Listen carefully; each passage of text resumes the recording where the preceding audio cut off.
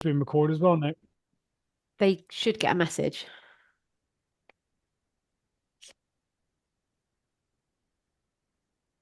I'm recording.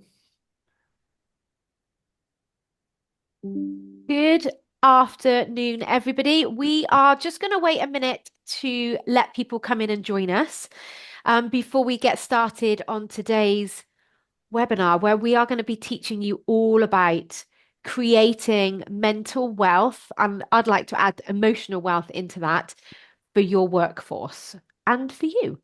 So we'll just give it 1 minute to let everybody come in and join us. This is being recorded today. So if you registered, you will get a copy of the recording. If you're joining us and you didn't register, someone else gave you the link, you can go back and ask them for the recording. It will also be on my YouTube channel, and Johnny, Sarah, and Kerry may also share it on their various different channels. Also, I am going to let each individual host introduce themselves, or each individual presenter introduce themselves. I'll let them explain them in their own right. But it really is our intention today to really provide you with so much insight, so many tools, and so much value that you can take away and implement in your place of work. Um, we really want to help you become a more emotionally and mentally wealthy workplace. And the diversity that we have talking to you today is really going to help do that. So I would highly encourage you to watch all the way through to the end. Especially if it's on the recording, do it in bite-sized chunks if you need to. But each of us have a very different, unique spin on generally the whole same thing of the gorgeousness of being humans and how to deal with other humans. So if you have any questions, please feel free to pop them in the Q&A box. The chat is disabled, but if you do have any questions for us today, please feel free to pop it in the Q&A. And I really hope you enjoy this experience. With that in mind, I'm going to hand you straight over to Kerry. I'm going to let Kerry share her screen and introduce herself. Thank you, Kerry. If everybody else can put themselves on mute so that we don't interrupt, that would be wonderful. Fantastic. Thank you, Nikki. Let me just get my slide shared for everybody.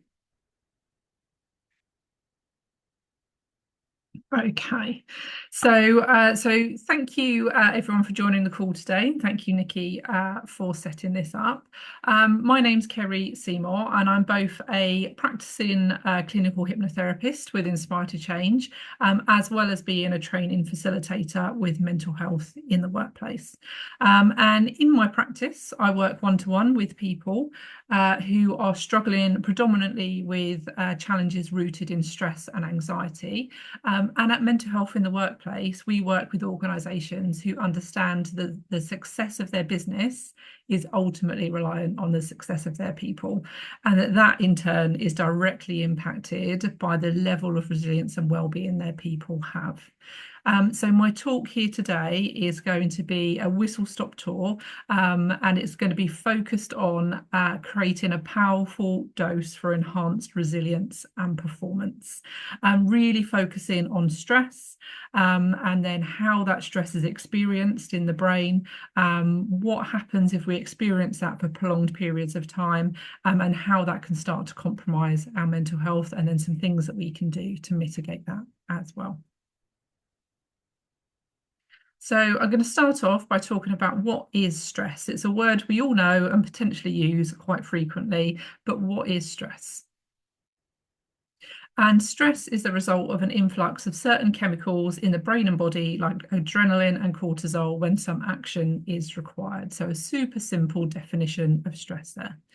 And stress in itself is not necessarily a bad thing. or even a problem, even though we're used to thinking of it in that way.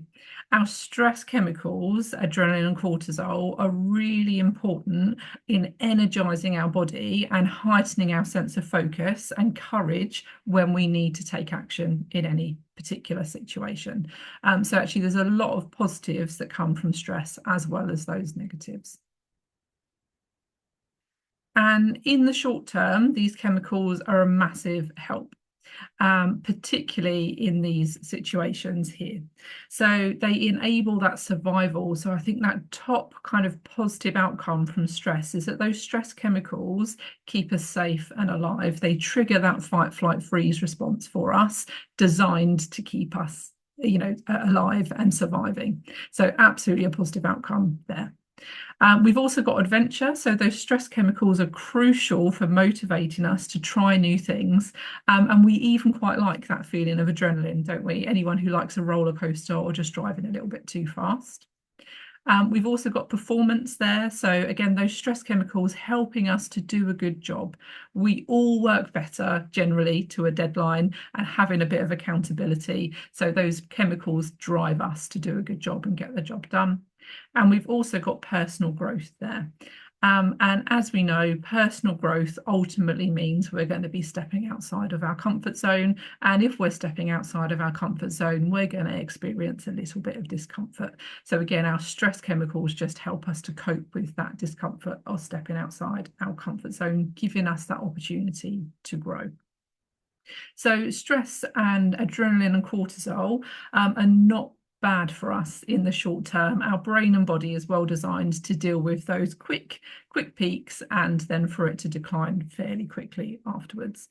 It's long-term stress that is the problem. So those high levels of adrenaline and cortisol on a long-term basis start to cause problems for us. So stress is a problem then. Let's have a look at the definition for that. So stress is a problem. So the feeling or state of mental or emotional strain or tension resulting from perceived adverse or demanding circumstances and that subsequent feeling of not being able to cope. So that's the real key bit there for me, the not being able to cope. It tips over into being a problem if we're feeling like that. So prolonged and excessive stress can really start to impact us cognitively, how we're thinking, physically, emotionally, and psychologically in our behaviour as well. And we're going to look at this in a little bit more detail as we go through today. So going to go into now talking about how the human brain works and how stress is created in the brain. So this is something that we can all experience, but what's really going on in our brain when we feel that way. So to understand this, we're going to take a little tour of our lovely human brain and about 2 million years of evolution as well. I'm going to do that super quickly. So there is our lovely human brain. And there's two really important parts of the brain I'm going to talk about today. The first there is our intellectual brain, our cerebral cortex, and the front of this is our prefrontal cortex. And this is the part of the brain that you know as you. It's the conscious part of your brain. It's the part you're using right now to be able to interact in this session. And this is the part that we use to interact with the world in general. We don't share this part of the brain with other animals. So anyone with pets at home, they don't have this part of the brain. It's uniquely human. And it's attached to a vast intellectual resource. So the rest of our cerebral cortex, the intellectual mind, which is like a library of all of our knowledge, skills, and experience that we've built up over time. So we can draw on that experience when we need to. And this part of the brain is crucial for helping us to make decisions, to be creative and inventive, to come up with solutions, and to put forward persuasive arguments as well, all of which are really key in the workplace. And this part of the brain is logical and rational. So we feel on the ball in this part of the brain. It actually thinks and reasons, and it's the part of the brain that is really key to the human species having thrived and not just survived. Without this part of the brain, we wouldn't have invented the wheel or fire or telephones or computers or Zoom, and we wouldn't have poetry or music or art and all of that lovely creative stuff as well. And when we operate from this part of the brain, we generally get things right in life. And it always approaches any situation that we're in positively and is able to come up with the answers based on a proper assessment of the situation. So we don't feel stuck in this part of the brain. However, we know as humans that we don't always feel like that all of the time. And that's because we've got our original primitive part of our brain, which sits much lower down, just above our brainstem. And this part of our brain has got three distinct areas. So at the center, we've got the most influential part, which is our amygdala, really in charge of our fight, flight, freeze response, the part that keeps us safe from any dangers. The hippocampus, which stores our behavioral templates and patterns, so the good coping strategies and the not so good coping strategies. And we've got the hippocampus, which is responsible for the chemical responses in our brain and body, our stress hormones, but also our happy hormones like dopamine, oxytocin, serotonin as well. And it's all three aspects of this primitive part of our mind that work together to keep us safe and help us to survive danger. So let's have a look at how this might work in a real life situation. So let's imagine that if you went for a lunchtime walk today, you ran into a polar bear because it's pretty chilly today and I'm sure there's polar bears everywhere. So what would happen in that moment?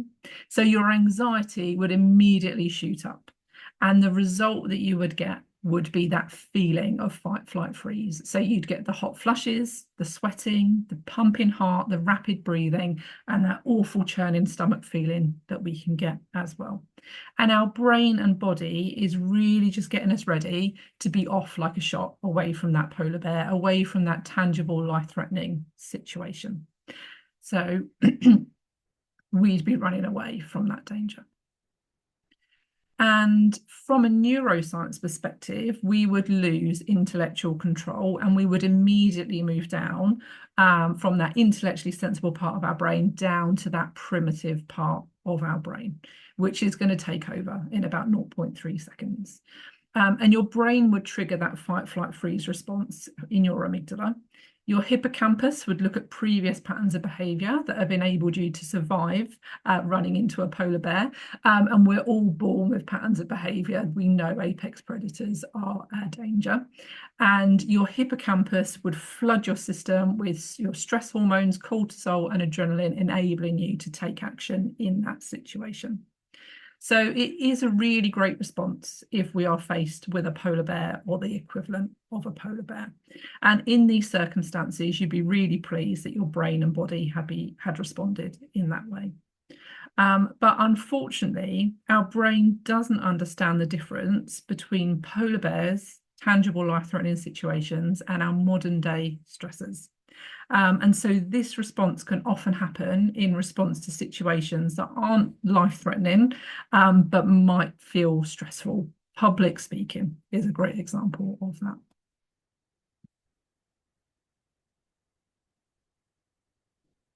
And when we go into that fight, flight, freeze, when that gets triggered in that primitive part of our brain, our anxiety shoots up. And when our anxiety goes up, sometimes it's a gradual process or sometimes really quick in that polar bear situation, we'll lose access to that intellectually sensible part of our brain. And to a greater or lesser extent, that primitive part of our mind will take over. And if our primitive mind thinks for one reason or another that our life is in some sort of crisis or emergency, it steps in to try and help.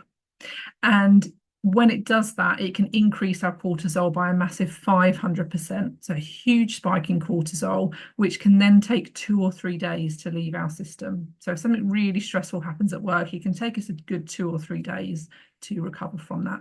Knocking out our serotonin over that time, so one of our key happy hormones, fogging our brain because we've lost access to that intellectually sensible part of our brain, interfering with our digestive system, in our immune system, because we don't need those if we're fighting off a polar bear.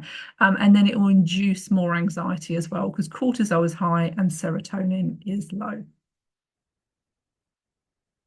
And our primitive brain has only got 3 ways of responding in situations. It can respond with anxiety, it can respond with anger, and it can respond with depression. Or on a really good day, it will chuck all three of those at the same situation. And that really mirrors our fight, flight, freeze response for us. So that anxiety might be overworking, perfectionism, not being able to switch off. Depression could be low confidence, low motivation, procrastination, and that anger, what it says on the tin really, isn't it? But impatience up to full-blown rage, sometimes aimed at ourselves, sometimes aimed at other people, or even inanimate objects. And it doesn't mean that we're suffering with clinical anxiety or depression, but it will mean that we start exhibiting symptoms that are associated with those conditions. So how do we create this anxiety then, which causes us to move from that intellectually sensible part of our brain down to that primitive part of our brain? And all anxiety is simply created in the brain through negative thinking. So every negative thought we have is created into anxiety. So how we think directly impacts how we feel.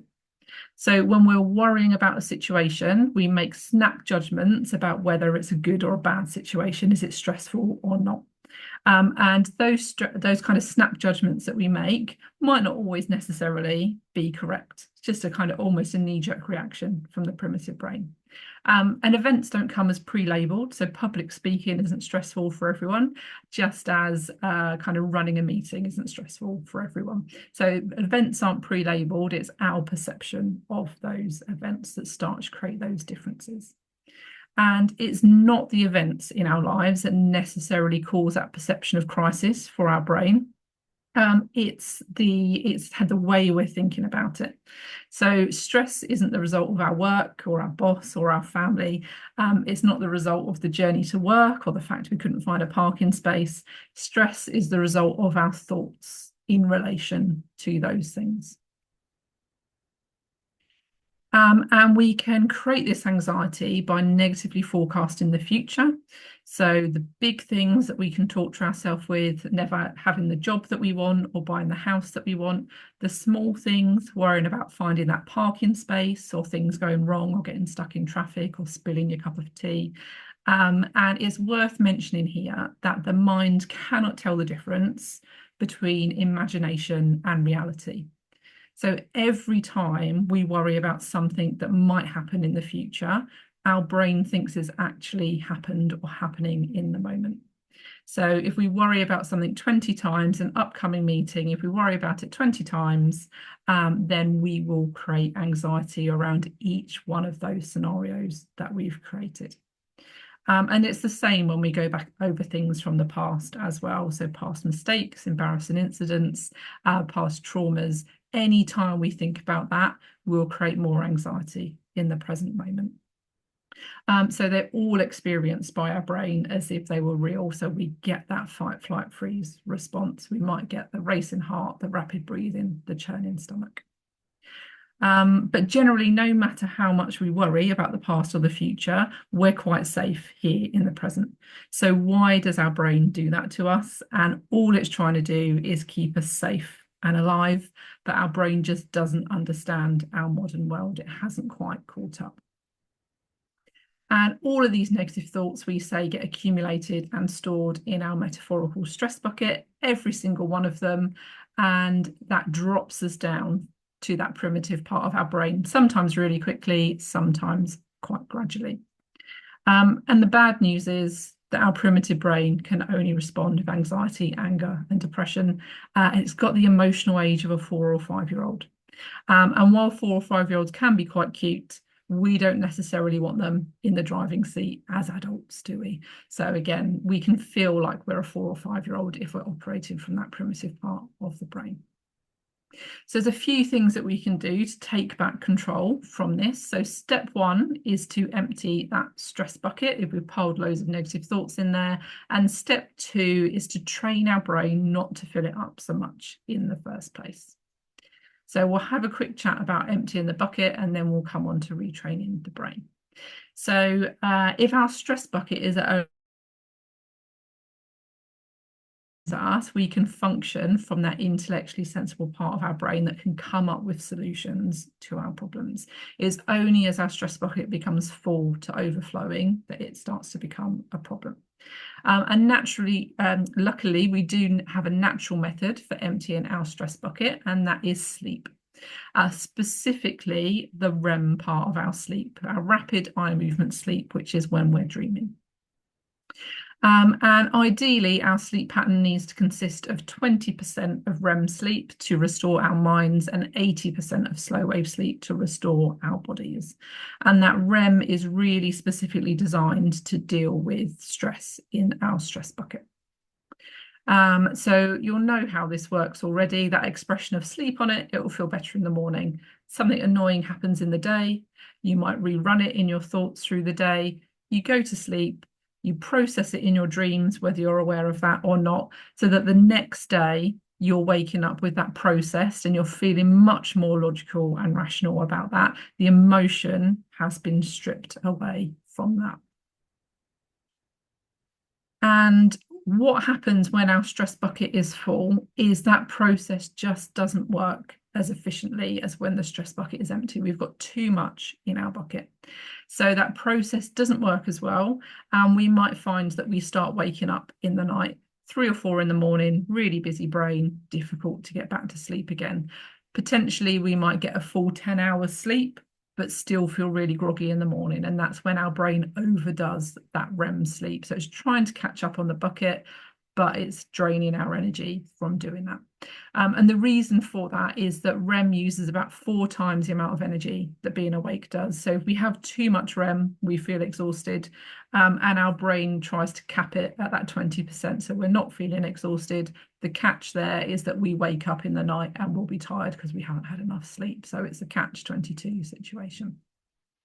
So we end up with that feeling of exhaustion, which is going to go in the stress bucket. And then to stop filling up the bucket is really about training our brain to respond in a different way to those external environments. And we want to stay in that intellectually sensible part of our brain as much as possible. And that's where this dose model comes in. So our 4 key happy hormones, dopamine, oxytocin, serotonin, and endorphins. So how can we dose ourselves up on these happy hormones to keep us in that intellectually sensible part of our brain? So I'm just going to whiz through these really quickly with some ideas on what you can do to boost these happy hormones. So dopamine is all about drive. 2 things to remember about dopamine. So one is that it drives our brain's reward system, urging us to seek out pleasure or achieve our goals, but it also helps to regulate our emotional responses and seek out where these dopamine hits might come from as well. Most types of reward are going to increase that level of dopamine in our brain. So any kind of recognition or praise will give us some dopamine, whether that's from other people or us giving it to ourselves. And when we're lacking in dopamine, we'll really notice that low enthusiasm and low motivation. So really important to take any action when that happens. We've also got oxytocin, which is our love or hug hormone. So it's all about those social connections and feeling supported. Boosting oxytocin so we can hug our loved ones. High fives, handshakes, pats on the shoulders all do that for us as well. But just spending time with people will create oxytocin for us. When oxytocin is low, we'll notice those isolating behaviors creeping in. So it's about reconnecting with people in an achievable way. We've got serotonin, which impacts almost every area of our well-being, as you'll see on the slide there. But luckily, it's one of the easiest ones to generate because things like sleep, diet, any kind of self-care activity will generate serotonin for us. When serotonin is low, we'll notice that insomnia, irritability, pain perception, panic all increase as well. So it has massive impact when we're low in serotonin. And then lastly, we've got our endorphins, which are all about regulating pain, whether that's emotional pain or physiological pain. Exercise is one of the best ways to boost our endorphins, but also laughter and dark chocolate and chilies as well. If we're low in endorphins, we'll be feeling that sense of lethargy, so tying in with that low motivation with dopamine. So training our brain to stay in that intellectually sensible part of our brain is all about keeping ourselves dosed up on those happy hormones and that stress bucket empty. So that was just a whistle-stop tour of that today. Any questions, please feel free to ask, and I'll give any more information where needed. So thank you very much. Thank you so much, Kerry. I always really love listening to you talk because it just complements both our jobs so very perfectly. So, Sarah, if I could ask you to start getting yourself set up now, please share your screen and your presentation. And while Sarah's doing that, if anybody has any questions, please do feel free to open your Q&A box below, type the question in, and we will come back to as many of them at the end as we possibly can. Over to you, Sarah. Thank you. Thank you. So, hi everyone. We're delighted to be here today to talk to you about how we can become compassionate allies in the workplace. And this is something that I'm really, really passionate about because I think it's incredibly important to have compassionate allies. And also that helps to boost the mental health of your workplace and your members in that workplace. That's something that I'm really, really passionate about. So before we start talking about compassionate allies, I should give a bit of background information about myself. So I was born profoundly deaf to a hearing family. I grew up learning to speak and lip read, so my communication style is oral. I do have a bit of a deaf accent, so hopefully you can understand me okay. I do know some British Sign Language, but I'm not fluent in BSL. So I worked with several accountancy firms as an accountant, including EY, which is one of the largest global firms. And it was there that I set up a disability network called Ability EY for people working there with disabilities and long-term health conditions. So we provided mentoring and support to our members, but also we provided disability awareness training to the firm. I now run my own business as a disability awareness trainer, helping businesses create inclusive workplaces and become more disability confident. And I'm also a public speaker and also act as a consultant for several charities, including RNID, which is the largest deaf charity in the UK, and also Sign Health, which is a relatively new charity set up to address health inequalities for the deaf community. So that's a little bit of information about me. So one of the key things I talk about when I'm training businesses to create inclusive workplaces, in particular for disabled people, is the subject of allies or allyship. So what is allyship, or what is an ally? So it's someone who has your back and makes sure that you're included and supported. It's someone who helped to create that really important psychological safe space where you can be your authentic self and feel that you belong. It's someone who provides that safety net for when things get a little bit difficult and then they can step in and help out. It's someone who enables you to perform to your very best by giving you the accessibility that you need to be able to do your job. And then finally, it's someone who listens to you, your issues and lived experiences, and helps to remove the barrier that you may be facing while you're doing the job. So why does good allyship matter in the workplace? Well, allies help to create a safe space where you can be your authentic self and you can feel you belong.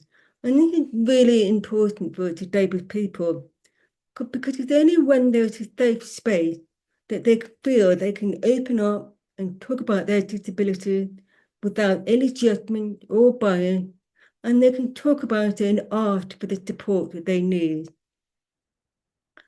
Allies also provide that safety net at work when things get a little bit difficult. They can step in to help out, remove the barrier that you may be facing, and therefore take away that fear or discomfort that you may be feeling at that time.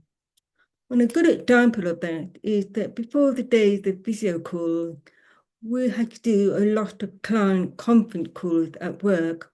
Now, obviously, they are audio calls, and that is something being deaf I find quite difficult to do.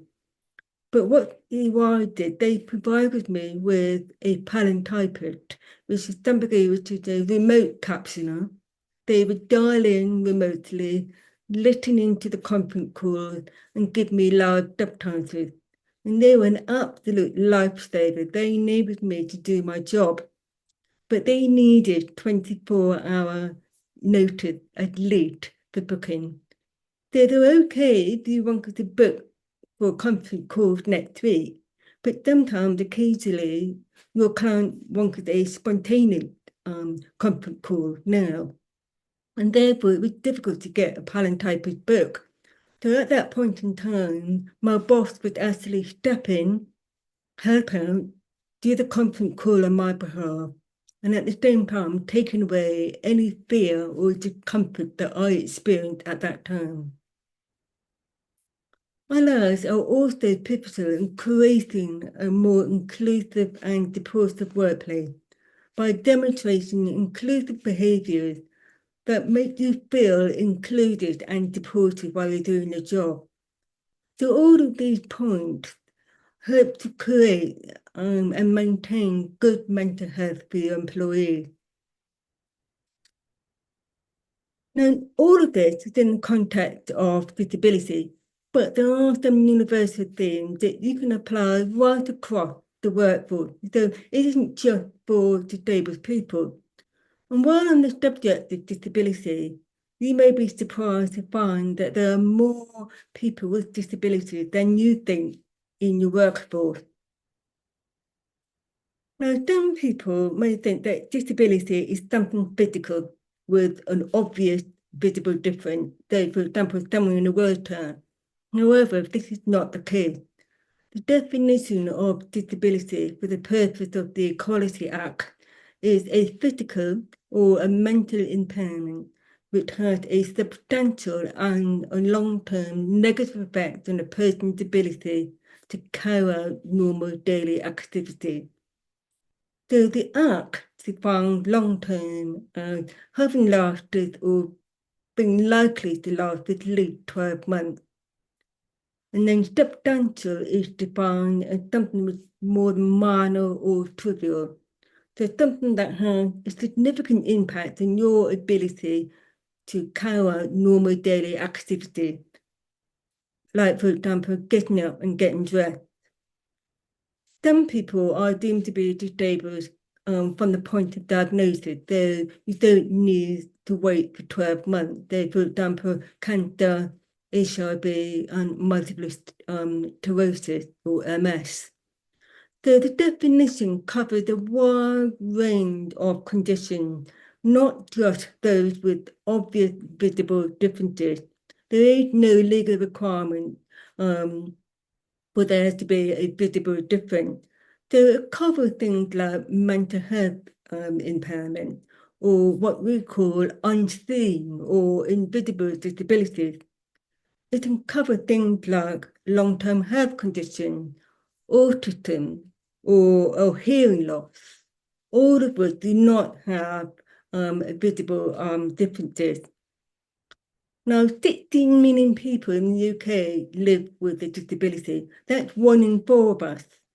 And 80% of those have acquired their disability during their working years, say between 16 and 64 years old. There's only a very small part of us were born with a disability. So there's a high chance that you'll have people in your workforce that are living with a disability, and you may not be aware of it. And that means having compassionate allies in the workplace is so important to create that inclusive and supportive workplace.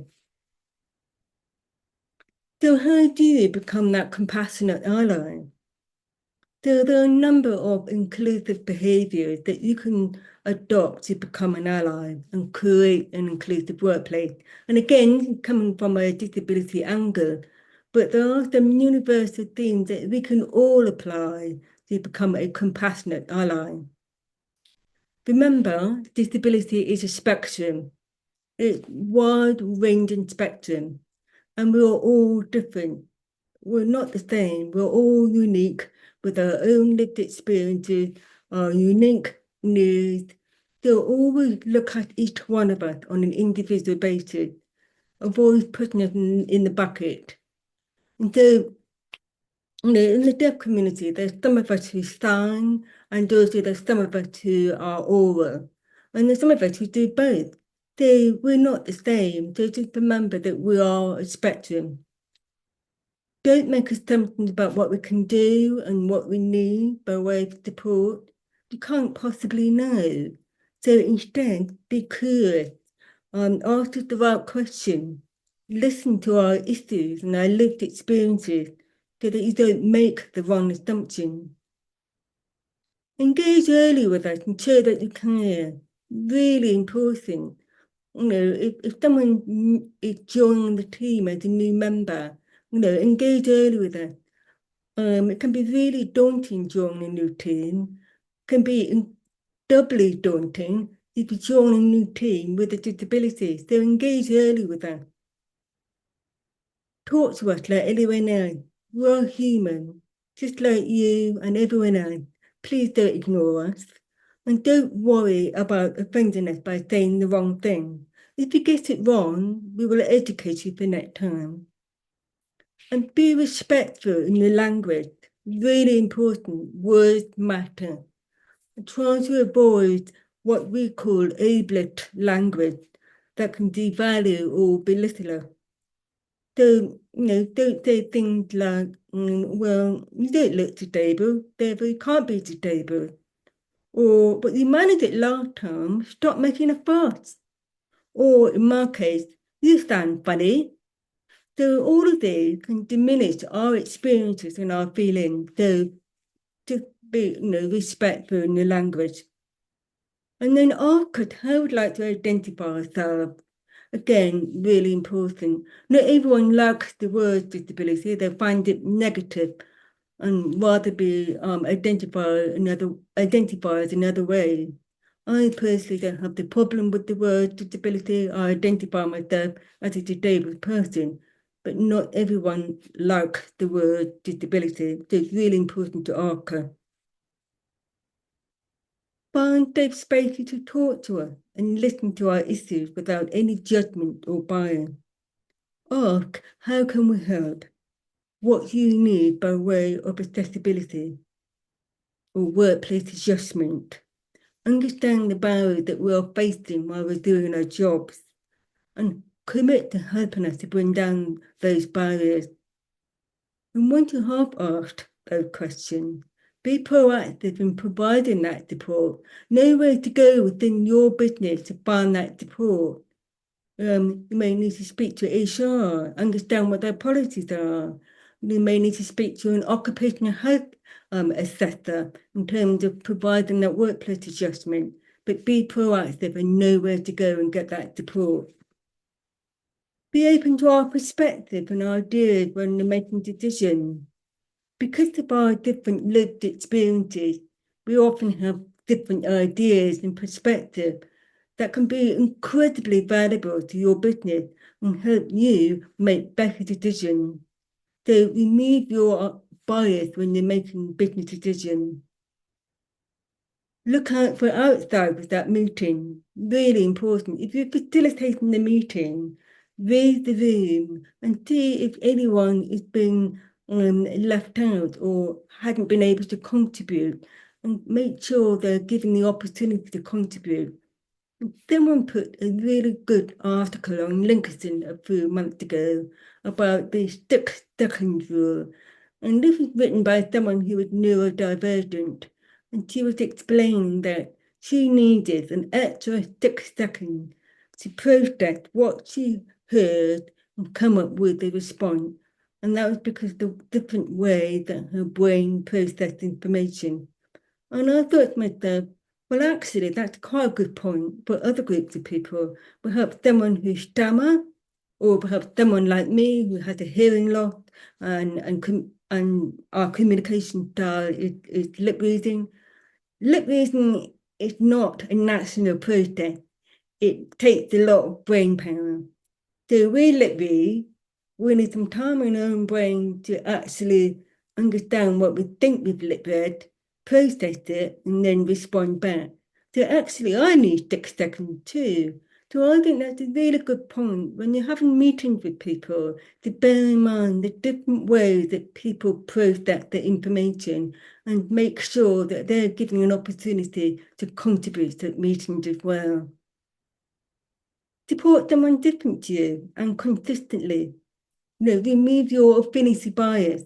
Don't gravitate to someone like yourself. Support someone with a disability.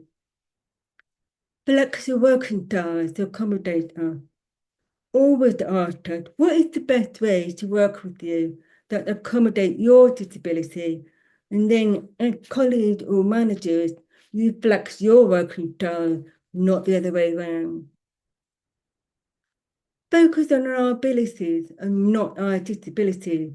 So focus on what we can do despite our disability, or not what we can't do because of our disability. Remove your low expectation of our abilities and don't assume that we can't do the job. Just change your mindset. Assume that we can, and maybe we will. We may have abilities that other people don't have and can add real value to the business. So always focusing on our abilities and not our disabilities. Be an active ally rather than just a bystander. So listen to our issues and empower by raising awareness and advocating for. Use your privilege as an able person to drive the changes you need to make a more inclusive workplace, to understand what you can do as an able person, but a disabled person can't do, and then, use your initiative to actually drive the changes you need to make. Call out or call in non-inclusive behaviours that may make people feel devalued or excluded. Quite a hard thing to do, but really important. And then finally, challenge other people's stereotypes and biases, but tuck your own biases as well. Tuck in on us and ask those three magic words. Are you okay? Really, really important. Always ask on a regular basis, are you okay? Do you need any more support? Show empathy and not sympathy. So underlying all of these behaviours is empathy. Some of us have it in buckets, others less so, but you can work on it intellectually. And it's really, really important because it's the hallmark of a compassionate ally, someone who listens to her, understands her, and supports her. There's a big difference between empathy and sympathy. Sympathy is someone who would just feel sorry for us, but don't do anything to help her. Empathy is about putting yourself in my shoes or our shoes and really committing to listen to us, understand us, and support us. So by practicing all of these inclusive behaviours and many others, you can be that all-important compassionate ally that can make a real difference to someone's work experience, an experience that is inclusive, accessible, and equitable. And all of it can help their mental work too. So finally, I'm just going to leave you with a saying from our colleagues that I'm to work with at EY. And I think this is a really good saying. that basically, if we don't intentionally include us in our life, we will unintentionally exclude others. So I thought that was a really good thought to take away, and I'll leave that with you. And thank you for listening. Thank you.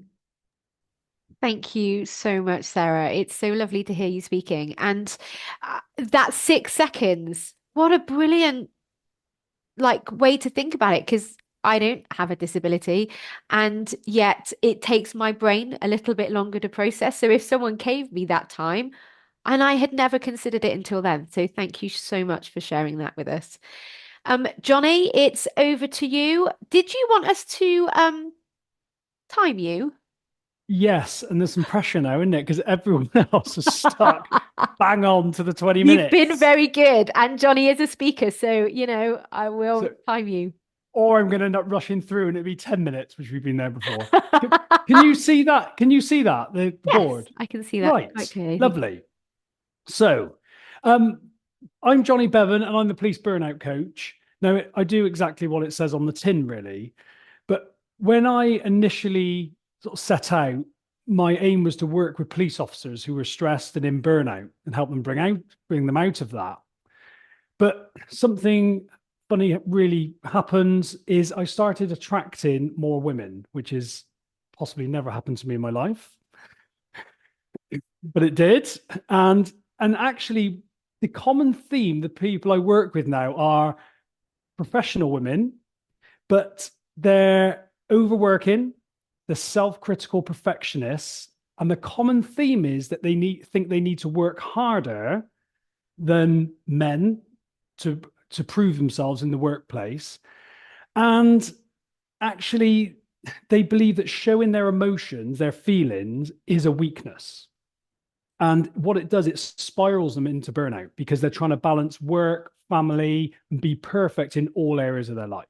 So basically, in short, is I help them build a better relationship with themselves, detach their self-worth from what they're doing, and basically help them to be kinder to themselves so they can be better decision makers, more reflective, and actually so they're not comparing against others. So that's really who I've ended up working with, and I love it because I think women are amazing leaders and got so much to offer. But what I'm going to talk about today, which is really closely linked with burnout, is time management.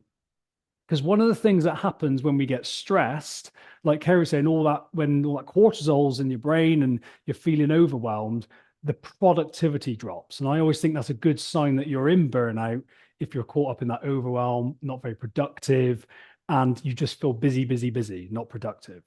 So I'm going to talk about what I found about time management and how I apply this. And I'm still also in the police. So I apply this in a very dynamic role where there's a lot of pressure as I work in the child protection department. So how many minutes have we had so far? There we go. So that's me. So first thing is, which people do not like to hear, time cannot be managed. I think there's so many things, and what I'm going to do, I'll get Nicky to send it out, is we found this document online which literally has every single strategy I've ever seen about time management. And it's brilliant. And if you applied that, you probably wouldn't have any issues. But the thing is, this isn't about strategy for me. This is about managing us, because time can't be changed. It is a fixed entity. And we always say, oh, if I had some more time, I just haven't got enough time. As if it's something like money where we can go out and get more of it. But the ironic thing is, what happens is when we talk about time like that, we end up wasting more of it. I used to walk around the office with my bit of paper, my list of what I had to do. And I used to walk around telling everyone how little time I had and how much I had to do.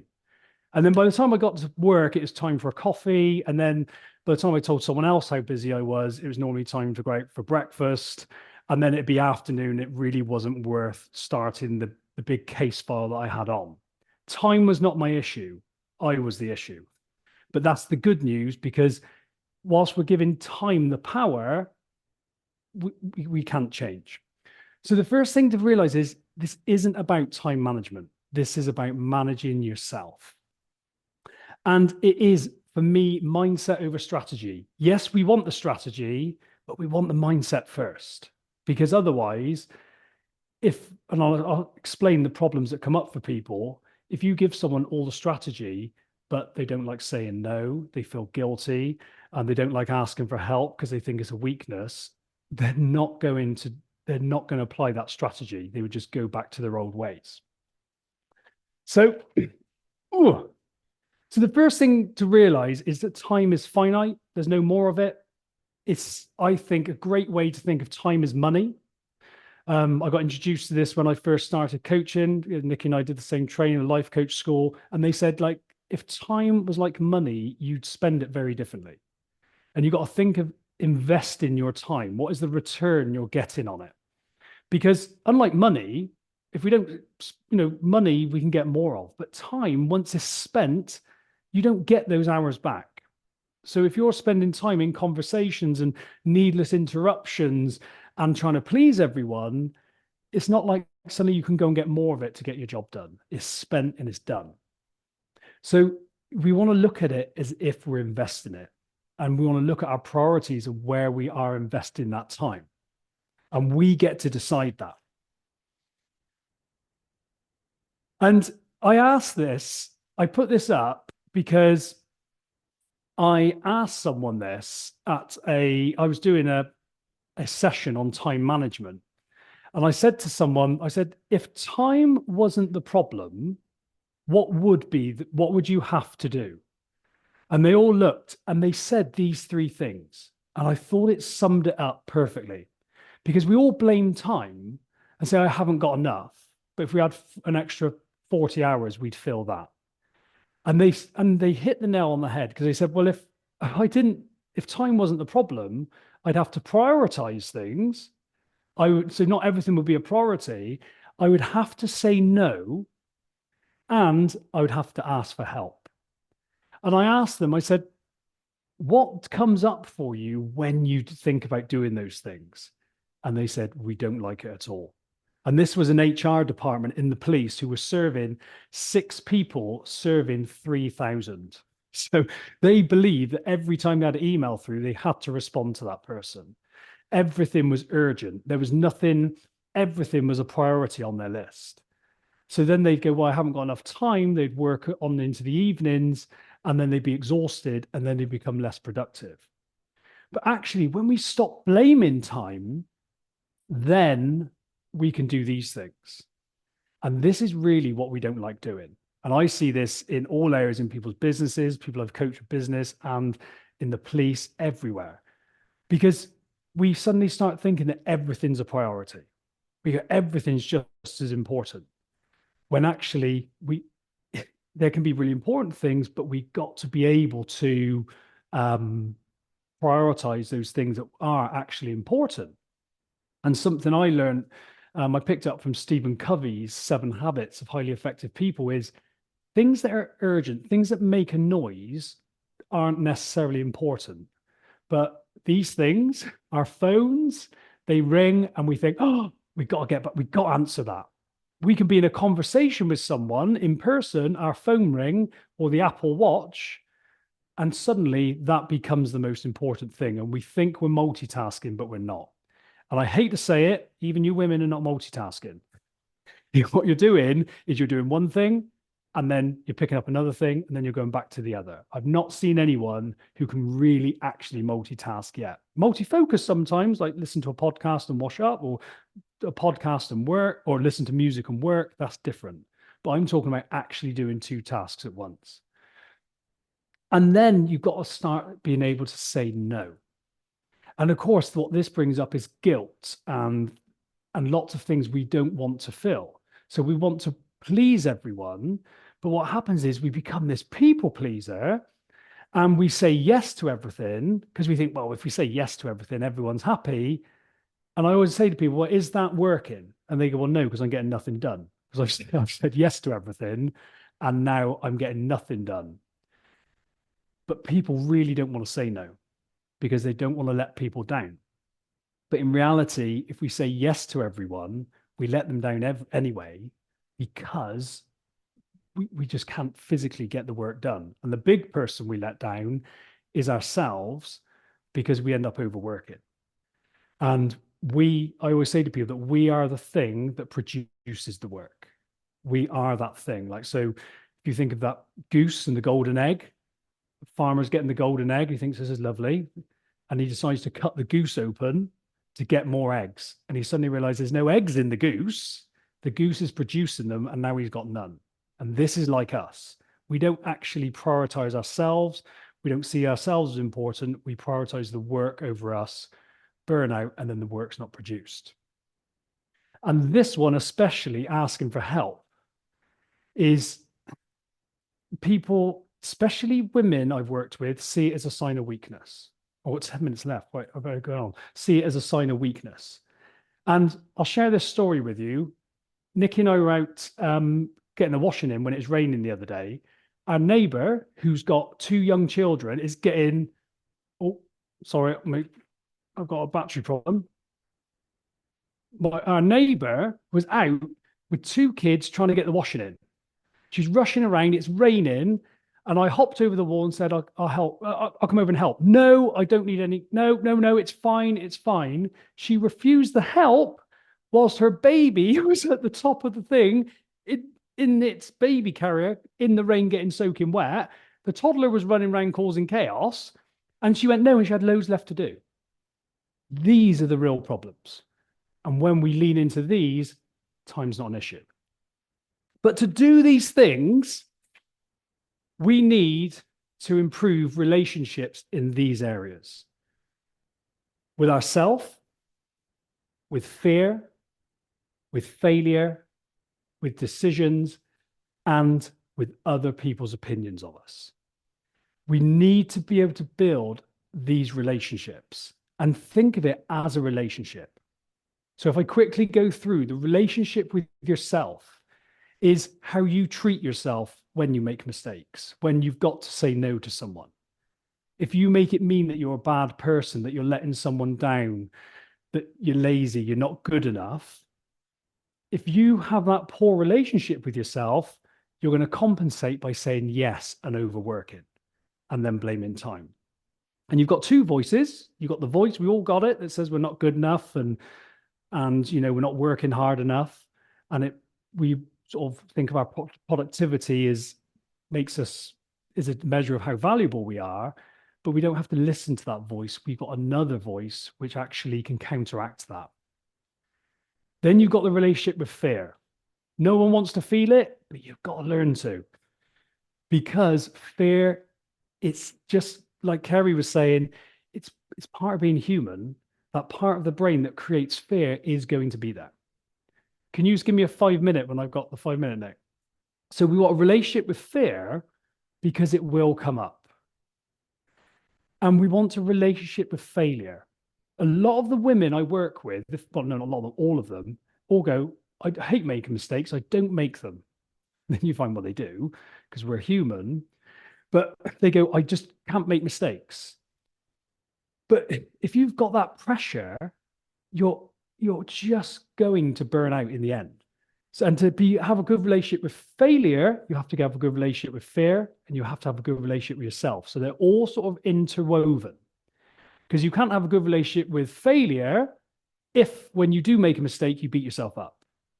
So it's what you think about making a mistake. If you make it mean that you're going backwards, that you're useless, that's probably not going to be helpful. If you look at it as learning and it's the quickest way to get to where you want to go, you're going to have a very different experience.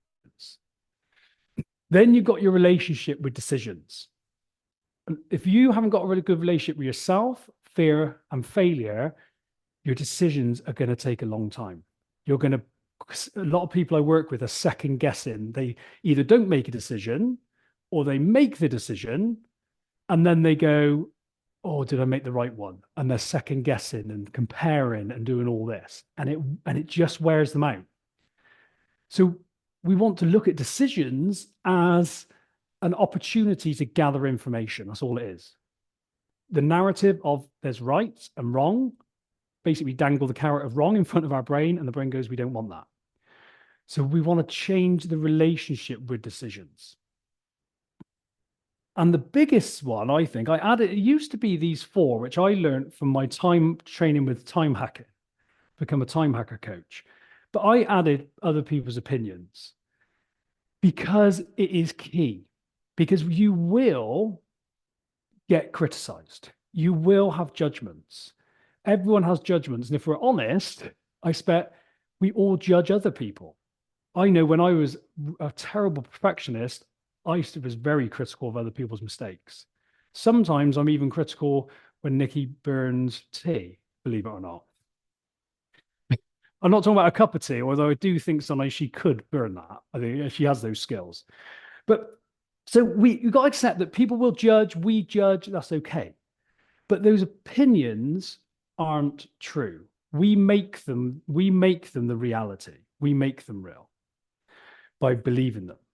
So we want to have a good relationship with the other people's opinions and judgments, because what we can do is people will judge and criticize, and we can take that learning from it.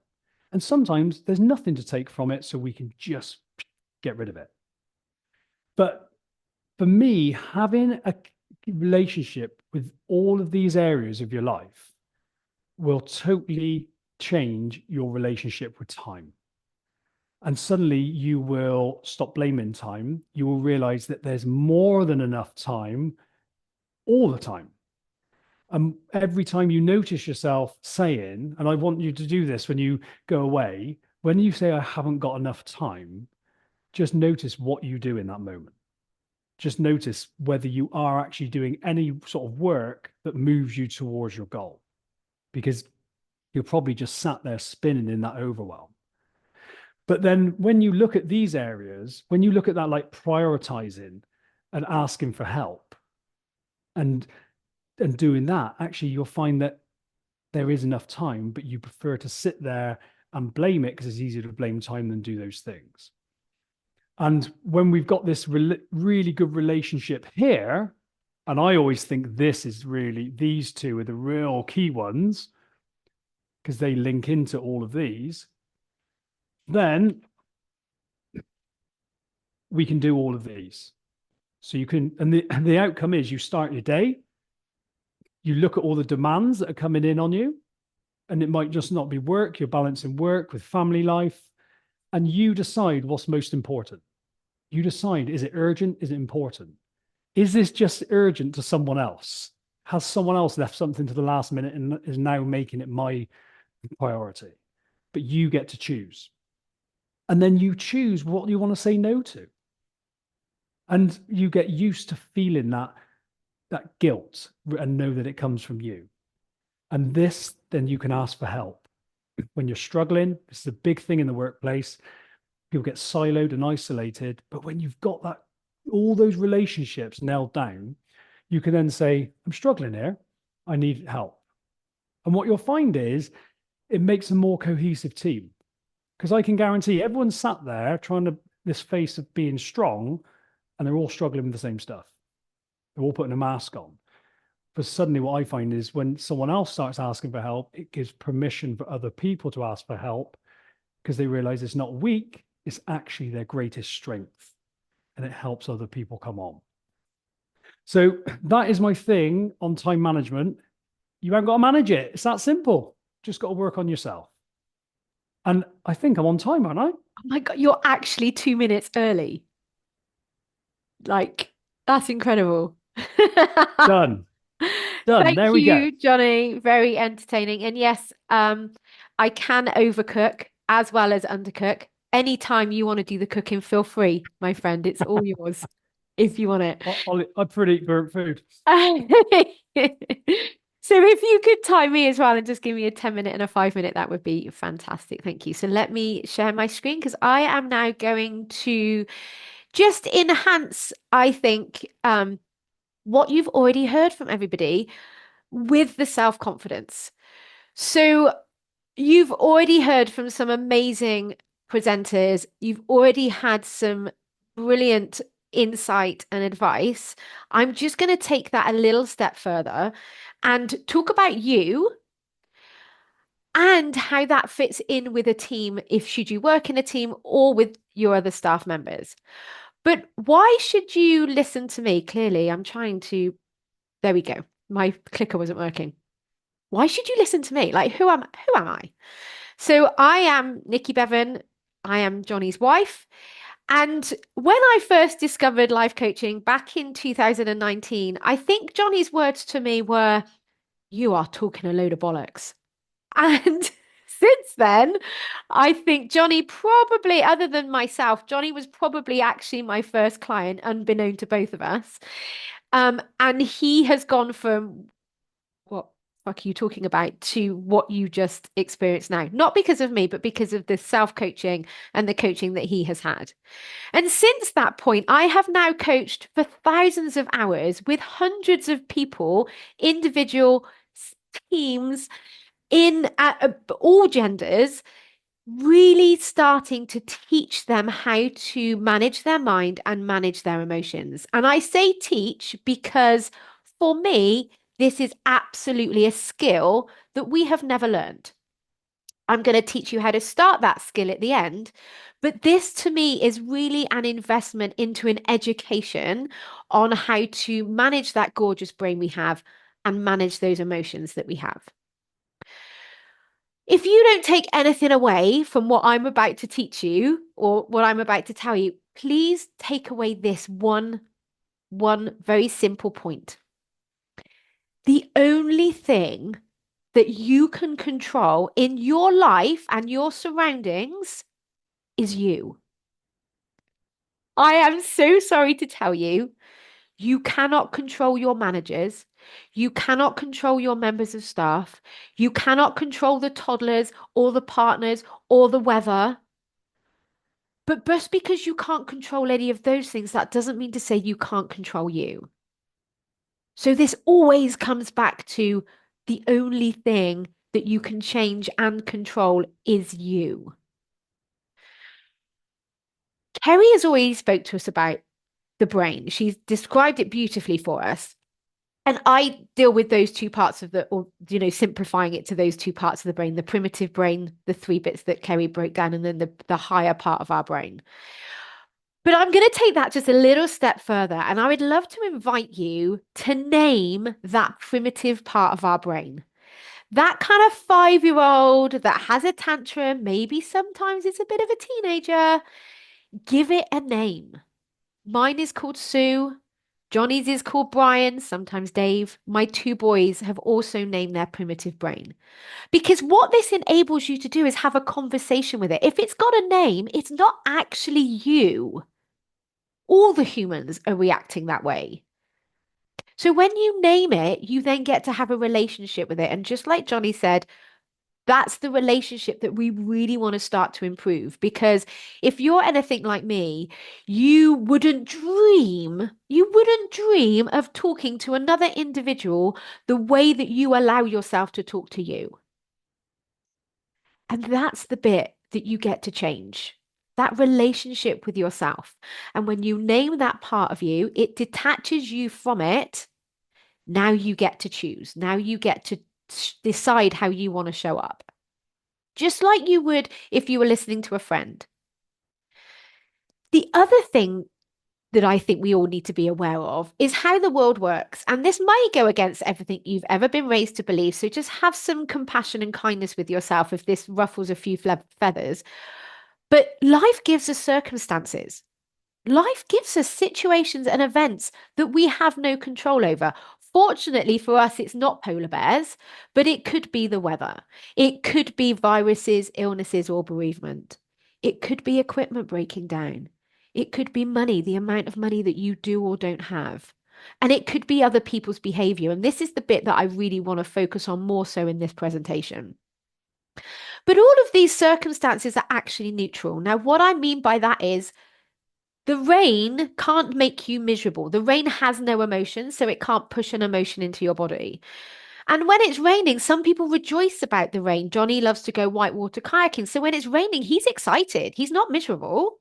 I should know I have to deal with it. So it's the circuit. It's not until our brain gets involved. It's not until our eyes see something or our ears hear something and our brain gives us thoughts. And like Kerry said, and like Sarah suggested, we have these biases, we have this conditioning that the world has given us, that our caregivers, teachers, social media, society, religions have programmed our thoughts. And it's actually our thoughts that create our feelings. And the reason why that's so very important to hold on to is because how you feel drives your actions. And depending on what you do or don't do, gives you a result in your life. Now, just because your thoughts create your feelings doesn't always mean to say you are going to feel positive. That is not the goal of this new skill. If you are experiencing a bereavement and you're thinking, I'm going to miss them, you are going to feel sad. You want to feel grief about that situation. So giving yourself permission to feel that way is the most powerful thing you can do for yourself. But you do have a choice. So let's talk a little bit about self-confidence. Most of us, me included, create a whole heap of self-doubt for ourselves. We are thinking, I'm not good enough. I'm not clever enough. I don't know how. How many of you respond with, I don't know, to when someone asks you something? Oh, I don't know. I don't know. It's a complete protective mechanism. That higher part of our brain doesn't have to do anything. So it's protection, but we always know everything, certainly about us. And how many of you think, oh yeah, but they're different. It's all right for Kerry because she's got this qualification, or it's all right for Johnny because, he's in the police, or, it's all right for Sarah because whatever. And there's this real belief that confident people don't feel scared, and that just simply is not true. The difference is that people with self-confidence, they know that they're human. They know that they can figure it out. They know that even if they actually didn't know the answer, like if someone said to me, what's 9 times 365? I don't know, but I could get a calculator and I could ask Google. And we are all human.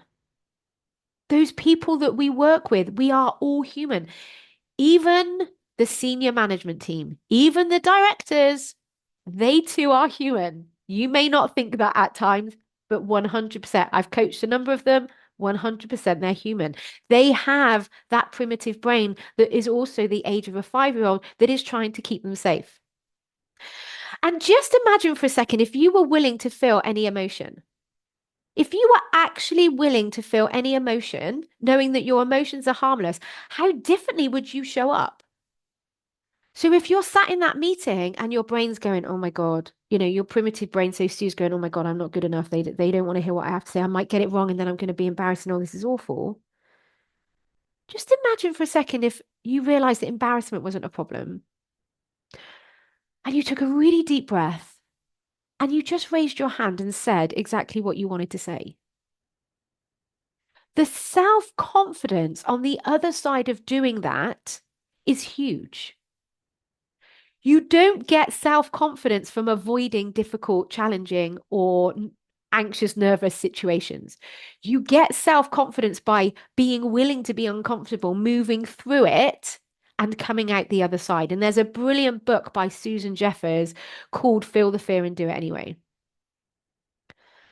So when you look at our thoughts, these are the thoughts that we want to start playing with. We want to start shifting to thoughts that create self-confidence rather than indulging and continuing to believe the thoughts of self-doubt.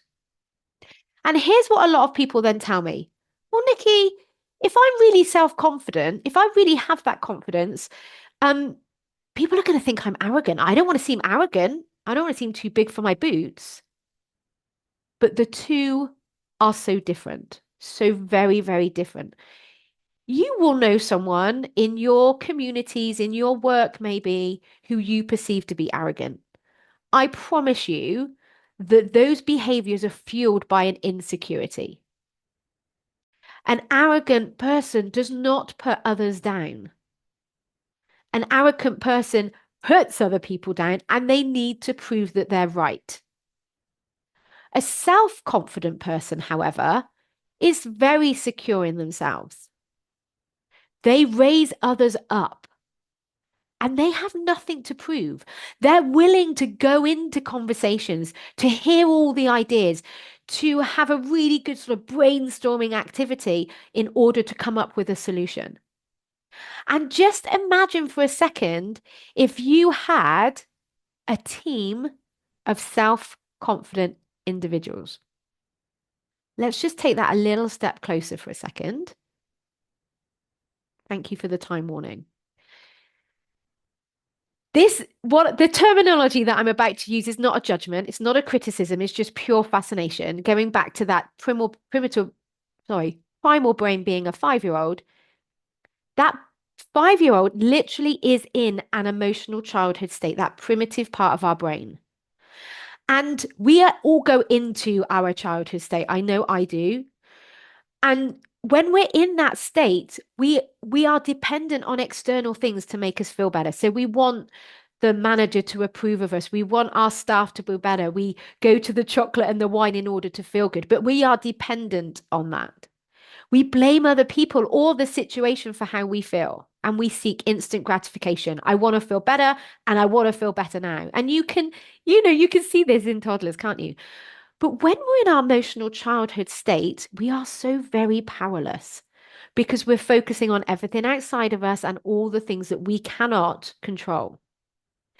Versus when we evolve, and by evolve, I actually mean choose, evolve into our emotional adult state. And when we're in our emotional adult state, we are dependent on ourselves for how we feel and how we act. Because we know that actually it's our thoughts that create our feelings. Not that we want to feel positive, but that we want to feel deliberately. And when we're in our emotional adult state, we take full responsibility for ourselves. And we seek delayed gratification. So we are willing to raise our hat, be uncomfortable raising our hand in our meeting in order to put your voice of view or your idea out there. We are willing to have that very challenging conversation in order to have a more harmonious relationship. So we're willing to be uncomfortable in the short term to be comfortable in the long term. We can see this with diets if we looked at health. I'm willing to be uncomfortable, feeling the urge to eat the whole bag of chocolate buttons, but I'm going to sit with that discomfort and I'm going to delay my gratification because I'm going to feel so much better afterwards if I don't eat it. And when we're in our emotional adult state, this is when we're so very powerful. So again, imagine if you had your team acting out of their emotional adult state. We would get so much more shit done. We would spend less time moaning, complaining, blaming. And this is how we do it. It's starting with an acknowledgement. It's starting to become aware of the thoughts that you have in your head, that dialogue that you hear in your head that we all have. It's starting to become aware that those thoughts are not facts. It is not a fact that the rain is miserable because there are people out there who think it's brilliant, so it can't be a fact. And this is really where the support comes in. This is where a life coach, an ally, a solution-focused hypnotherapist is going to be able to listen to you and show you what you're creating because you can't see it for yourself. You really just think that that dialogue is explaining the news. But once you become aware and you acknowledge it, then you want to breathe. This is like Kerry was saying. We want to now come out like we've dropped into our primitive brain. We now want to come out back into our higher state. And that breath helps us do that. And then you get to choose to redirect your mind. The brain takes redirection very well, but this is the skill. This is the skill that you get to learn and then practice for the rest of your life. A bit like cooking. You once had to learn how to cook. It wasn't that you then learned how to cook and then for the rest of your life, food just appeared on the table. I wish that was the case. But you have to continue cooking. Managing your mind and managing your emotions is exactly the same. You have to continue acknowledging, breathing, redirecting. So if you're sat in traffic, for example, and you're on your way to a meeting and you realize you're going to be late and that primitive brain kicks in and you start to panic, you acknowledge that panic, first of all. You acknowledge that's what's happening. You take a deep breath and then you choose to redirect your mind. Okay, What actually can I control in this situation? I can't control the traffic. I could maybe make a phone call and warn people so that they know I'm going to be a few minutes late. I could choose not to continue to beat myself up. Maybe I could learn something, but I'm not going to beat myself up. And then, oh, I get to spend some really nice time with myself. I'm going to put on my favorite music or listen to that podcast that I've wanted to listen to, or even just looking at the view and being grateful that I'm sat in a dry, warm car instead of walking in the rain. You get to redirect your mind. But remember, the only thing you can ever control is you. So if you're trying to redirect your brain and it sounds like, yeah, but they need to change, they need to change, they need to be different, they need to do this, they need to be, it's never going to work. You're going to be frustrated. But you can choose to redirect you. So you get to ask you, how do I want to show up in this situation? If I'm in the workplace, how do I want to show up? It is so much more powerful and so much more productive to focus on what you can control and starting to build that relationship with you by choosing, maybe I'm not going to beat myself up anymore. Maybe actually I'm going to decide to be kind to myself. I've learned my lesson. Thank you for that, universe. I'm now going to be kind to myself. That is the choice you get to make. When your colleagues are kicking off, if you have a difficult conversation or someone's behaving in a way that you don't like, you could get curious. Because remember, the way that they're behaving is because of an emotion they're feeling, because of thoughts they're having. You cannot manipulate their thoughts, just like they can't manipulate yours. But you can get curious. Going back to the ally, what's going on for you? Are you okay? What can I do to help you? This is the choice that you get to make.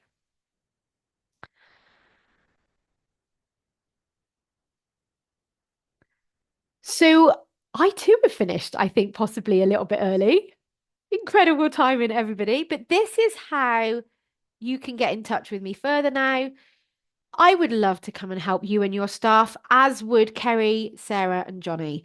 So if what we have spoke about today really resonates with you, then please feel free to get in touch with us. I will send out an email anyway. I just want to pop something in for Johnny a second. I will send an email out anyway so that you have all of our contacts. I will also send out this recording so that you can rewatch it, share it with your teams should you wish to. Like I said, chunk it down into bite size, have some lunch and learns, get your staff together and talk about all the topics that you've heard today. Because each and every single one of you are human. And together we can support each other and raise each other up because that is so much more of an incredible feeling than anything else that we can possibly do. If you have any questions, we'll just leave the Zoom open just for the last few minutes. Please feel free to pop anything in the chat. Or if you want to come on and talk to any of us live, feel free to raise your hand. I think down the bottom, you should be able to raise your virtual hand. So if you want to talk to any of us, please feel free to do that. Obviously, if you're watching the recording, that's not going to work. But thank you very much for listening. Thank you very much for your time. And I really hope that you've taken something valuable away that you can take back to your workforce or even just for yourself to create a much more wealthier, mentally and emotionally wealthier workforce. Thank you for listening.